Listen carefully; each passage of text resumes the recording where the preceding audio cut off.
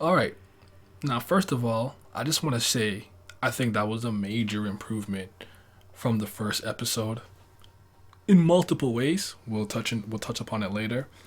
I'm not sure if I want to do these episode by episode. I'm thinking about maybe doing them every 2 weeks. If you guys want it weekly, I'll do it weekly. I don't mind. I have the time. I know where to go. But if 2 weeks is okay, you guys can let me know in the comments. But either way, let's talk about the episode itself and see how episode 2 fares against episode 1 thus far.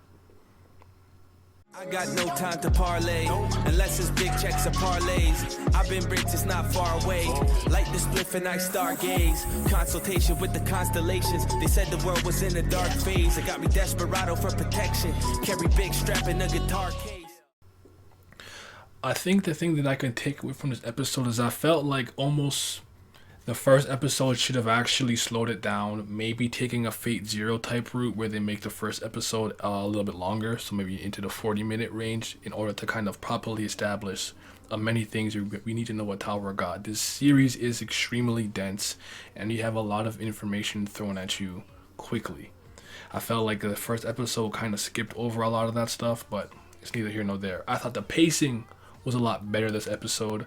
I actually had heard some offhanded comments from some other YouTubers who do not read the webtoon, saying there was too much going on, there was too many characters being introduced, because I was trying to get a perspective from just the anime onlys. I know as a webtoon reader, my analysis is going to be more as an adaptation as it is just the product itself. It's going to be hard for me to remove what I know. I have so much hindsight and foreknowledge, right? So it is what it is.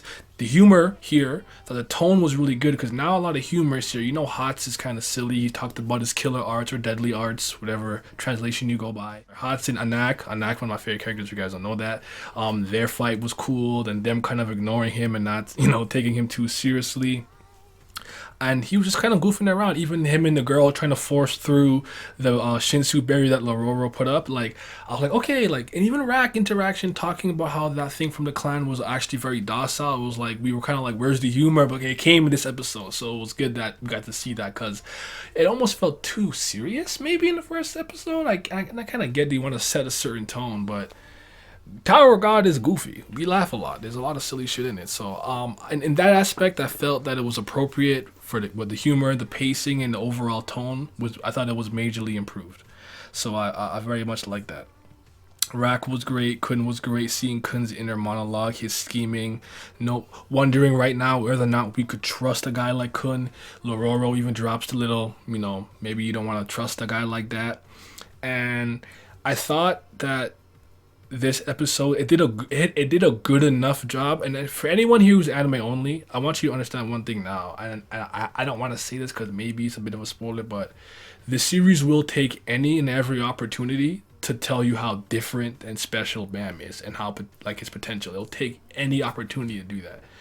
This episode kind of did that with Leroro erecting that barrier and then Bam not getting pushed back, so we know that he's very Shinsu resistant, so Shinsu density is not really going to be a big deal to him. So that's like showing you what he could become later on, because it pushed everybody back regardless of how easily they walked through the barrier. But the webtoon actually I think does a better job, because everybody, not just Leroro, kind of was like, whoa, what just happened? This kid just got to stay in here? Like, why didn't he get pushed back? So you kind of see everyone's reaction to him, which kind of ups the level of interest of Bam, because at this point, those guys are not looking at that kid with some wrapped up thing they don't know it's the Black March and taking them seriously and seeing him as any threat. Rat could feel that there's a living weapon in the Black March that's different, and Kun was like, why does he have the Black March? They had actual reasons for being interested in Bam. So I would say, maybe I think the reactions from the other regulars are as important as Leroro. But let's talk about Leroro, because this is actually one of my favorite moments in Tower of God, where we they didn't use the same character. They used the sniper from the first episode instead of the other guy. And the chicken dude wasn't there, if I remember correctly, when the guys were fighting, and Leroro came like, yo, did you not just hear what I said about fighting? Stop fighting. And it's like Leroro actually came in kind of like jokey and laid back. It's just that when you're not listening to orders, he will enforce himself, right? So when he makes the speech about being lucky, the luck, the luck to be Shinshu resistant, the luck to be born with brains of bronze. I actually really love that speech because I think that's true in a lot of ways. Like, not that skill, work ethic, and things don't matter, but you just gotta have luck, man. Sometimes you gotta be the right place at the right time, and I really love that moment, and especially love when that one guy was like, "Yo, I just because I can't get through this, I can't like move on. Like I'm strong enough. I'm strong." And he's like, "This is my fight. This was really my final mercy." Now this is how the Shinsu works on the 30th floor. This is very common. This is commonplace in terms of the density of Shinsu, because with each floor you go up in the tower, Shinsu becomes more like liquid, and it's more like a gas. The lower you are in the floor, so it's easier to move low on lower floors, harder you go up. And I love the way he flexes on that guy to just kind of put him in his place and show you ain't shit. There's more to that. There's more to that, but I don't wanna get into it because I know most people who are here probably already read the webtoon. Now I'm curious to know if anybody else had this nitpick. I know it's a nitpick. I know. I can't help it. But when he used Shinsu, and like it was pouring out like literal water. Shinsu translates roughly to divine water, and we know it is a liquid and stuff like that. But we know about Shinsu density, Shinsu property conversion, which Leroro can use. And if you actually read the webtoon, you look at it when he first puts up that barrier, you don't really know what is happening. It's just like, we know he did something with energy and then people are trapped out of it. But when they interact with it to go through it or just touch it to see what it is, you can see the BZZT sound effect for bzz, like something shocking you, because we know he's a John Sula, right?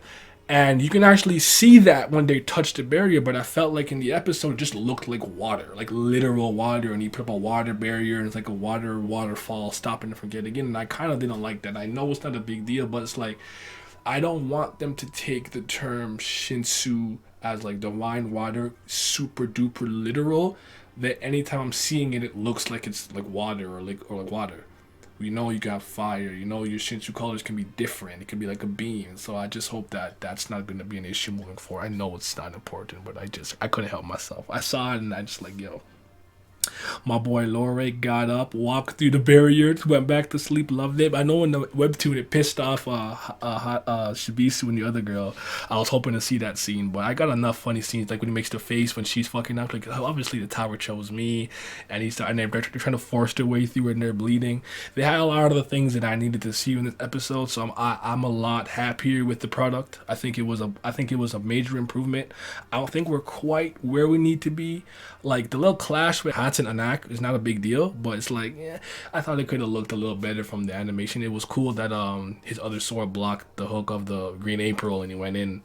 But what we have coming up next is very exciting.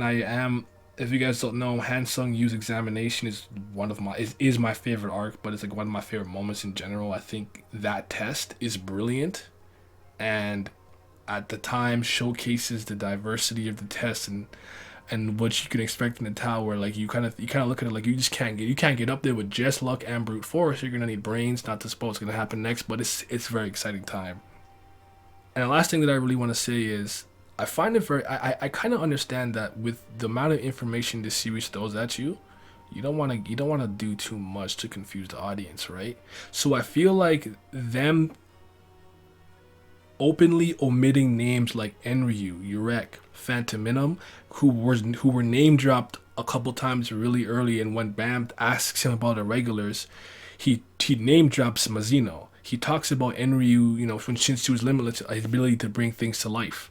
Phantominum, like we talked about all of those things, and like I feel like the series they're like refusing to mention him, because even Yuri and Evan did not all mention Urek in the very first episode. So I'm just trying to kind of wonder what the reasoning for that is. Or they're saving them for later because they know they're hyper characters, because I think kind of name dropping them gives us that level of anticipation. But again, I think maybe the anime's feeling this is already a lot, because I was trying to put myself in a frame of mind of, I'm just watching the episode and I'm reading it and I'm like, how much information am I actually absorbing? And I felt like when Leroro was explaining the outer tower and inner tower and whatnot, I feel like if I was watching it, I would have to go look it up after the fact or ask somebody like, yo, can you just clarify this? Like it didn't like when I'm reading it, I can just read it over and over and over and over until I'm like, okay, it makes sense to me. Like really, even if it's quick.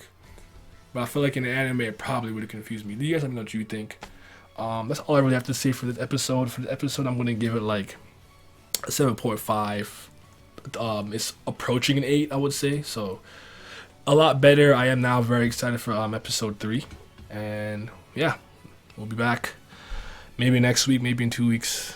Actually, you know what? I'll just do it weekly. Fuck it. All right, where am I going? Everyone, stay home, stay safe. I'm gonna be out. Yeah. Tears all falling, my heart is froze. Can't talk to me, but I can't let go.